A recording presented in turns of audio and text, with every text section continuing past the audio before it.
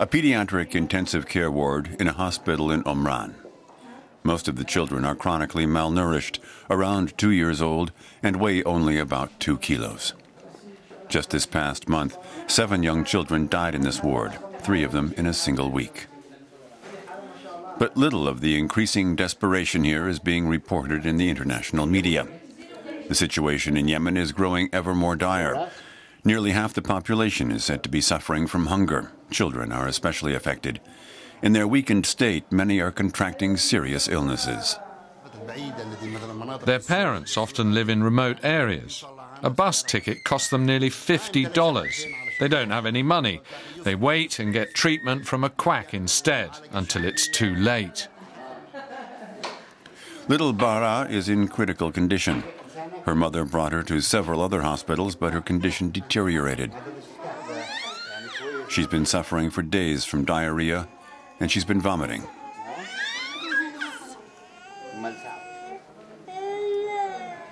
Now her organs are failing, and she has internal bleeding. The doctor told me Bara is malnourished. She's my only daughter. If she dies, so will I. Much of Yemen now relies on the distribution of food rations.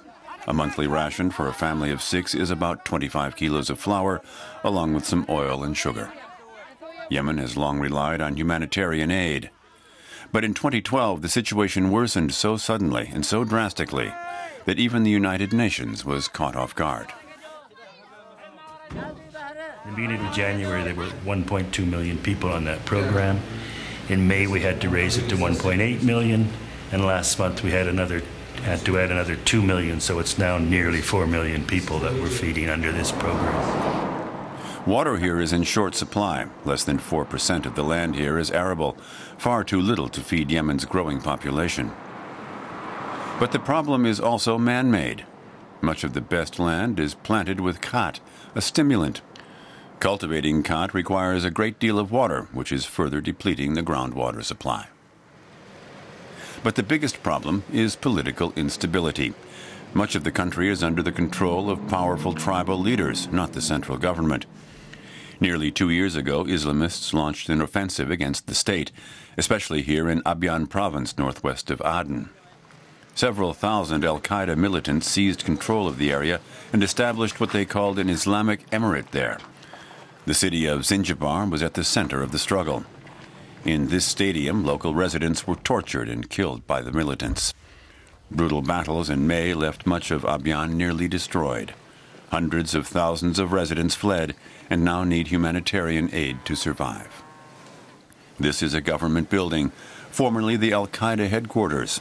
Today, the grounds are off limits, littered with mines. Awad is another victim. A year ago, he took a walk with a female friend. They weren't married, Awad says, and for the jihadists, this was reason enough to shoot them. The woman died. Awad was badly injured and is no longer able to work. Khaled Ali is 35 years old and has 2 children. Al-Qaeda militants accused him of stealing a pistol. According to their interpretation of Sharia law, the punishment was the loss of his right hand. They called Allahu Akbar when they cut off my hand. God is great. They're nothing but liars. They've destroyed everything here, and they're calling it God's law. But look what things are like here now. This textile factory used to be the largest employer in the region. Then it was taken over by the Islamists. They stored high-tech weaponry here, including anti-aircraft artillery and rocket-propelled grenades, much of it purchased with financial backing from abroad. Al-Qaeda systematically destroyed the region's infrastructure, and with it, its hope. Roadways, bridges, electricity plants, telephone lines, and jobs. Destroying this textile factory ruined the livelihood of 6,000 cotton farmers, plunging 6,000 families into dire poverty, about 40,000 people in all. The economy is in shambles. Tourists are avoiding the country. Yemen is headed on the path to becoming a failed state, and its weakest citizens, like the Hafez family, are paying the highest price. Ahmed Hafez is a day laborer. As a driver, he earns €1 or less a day. His wife scrimps and saves wherever possible, especially with food. Every day, she serves her family bread and holba, a thin soup made of fenugreek.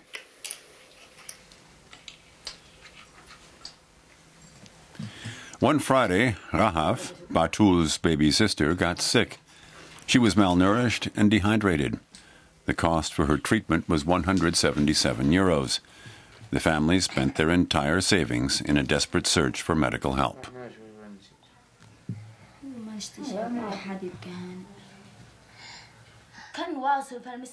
We brought Rahaf to the local public hospital. They told us she was fine, just a bit weak. It was a GP with dozens of children to care for, not a specialist. I asked, "What's wrong with my daughter?" He said nothing. 4 days later, Ahmed and his wife brought their daughter to the hospital in the provincial capital. But the doctors in the intensive care unit could no longer help. It was too late. The effects of malnutrition and then the illness were overwhelming, and Rahaf died. Now Ahmed and his wife come here every Friday to visit their daughter's unmarked grave. Often they plant a flower, but when they return in the evening, the flower has already withered and died.